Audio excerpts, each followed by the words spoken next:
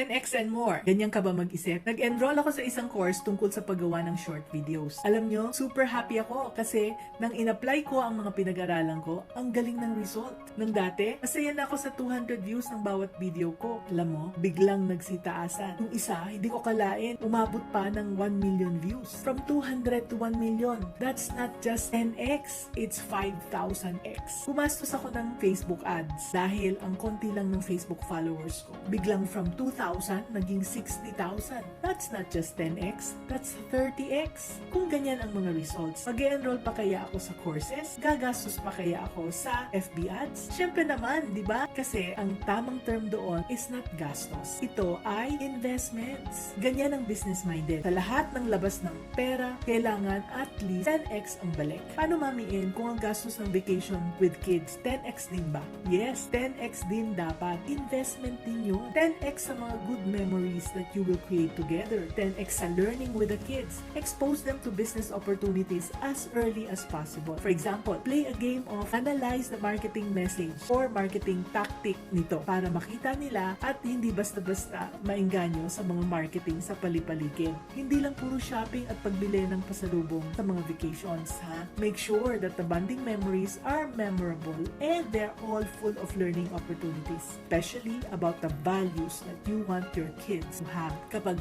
10x returns on investment ang thinking natin sa money at sa time natin, you can make the best of life and there is no waste. That's how to be business-minded Pinoy.